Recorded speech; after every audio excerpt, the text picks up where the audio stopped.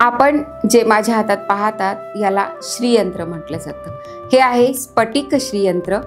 हे श्रीयंत्र म्हणजे साक्षात लक्ष्मीचं निवासस्थान। या श्रीयंत्रामध्ये लक्ष्मीचा निवास असतो, लक्ष्मी स्थापन झालेली असते।